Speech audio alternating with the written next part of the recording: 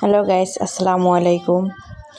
আজ আমরা একটু বের হয়েছি ঘুরতে, যেহেতু ঢাকাতে আসছি তাই বাবুকে একটু ঢাকাতে ঘুরিয়ে দেখাতে নিয়ে যাচ্ছে আর কি।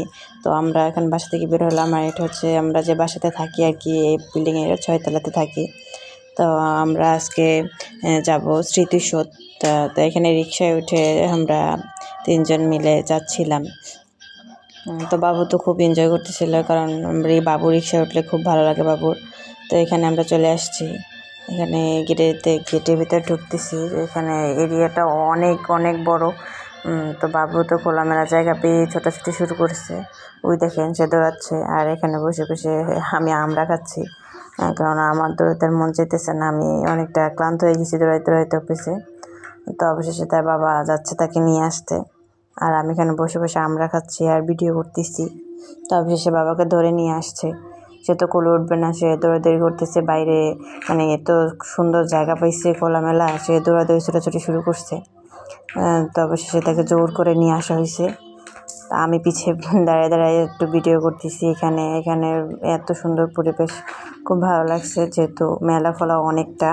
আর এখানে একটা জিনিস খুব ভালো লাগে, সেটা হচ্ছে মানে অল্প অল্প জায়গাতেই ছোটো ছোটো সিঁড়ি থাকে, যে দেখতে খুব সুন্দর লাগে বা বসতে খুব ভালো লাগে এখানে। তো এখানে একটা এই যে লেকের উপরে এরকম ব্রিজের মতো। তো আমরা এখানে একটু সামনের দিকে স্মৃতিসৌধের যে মিনারের কাছে যাচ্ছি, এখানে একটু কাছ থেকে দেখার জন্য। তো এখানে বাপ ছেলে মিলে হাঁটতেছে দুজনে, কখনো হাত ধরে হাঁটে, কখনো নিজে নিজে একা একা হাঁটে, তার তো আনন্দের শেষ নেই। তো এখানে অনেকক্ষণ হাঁটাহাঁটি করার পরে আমাদের গলা শুকিয়ে গেছে, তাই এখন একটু আইসক্রিম খাচ্ছিলাম বসে।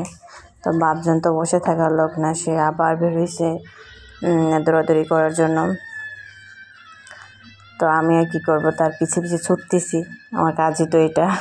যাই হোক, দেখেন তার কি বুদ্ধি, সে এমনি সিঁড়ি দিয়ে নামতে পারতেছে না, সেজন্য বসে শুয়ে তারপর সিঁড়ি দিয়ে নামতেছে।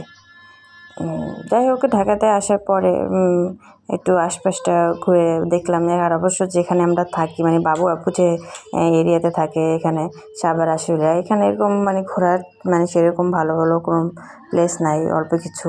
যেমন এখানে আশেপাশে আছে ফ্যান্টাসি কিংডম, তারপরে স্মৃতিসৌধ, জাহাঙ্গীরনগর বিশ্ববিদ্যালয়, এই কিছু কিছু জায়গা ছাড়া ভালো তেমন কোনো জায়গা নেই ঘোরার মতো।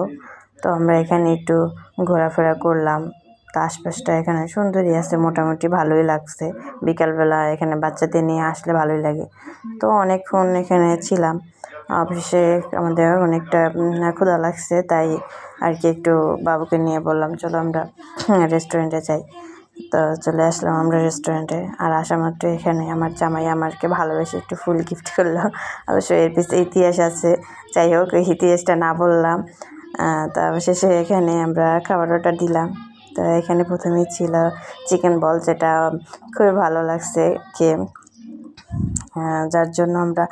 আর এখানে তো হচ্ছে রাজকাচুরি আসি, যেটা আমাদের দুজনেরই খুব ফেভারিট খাবার।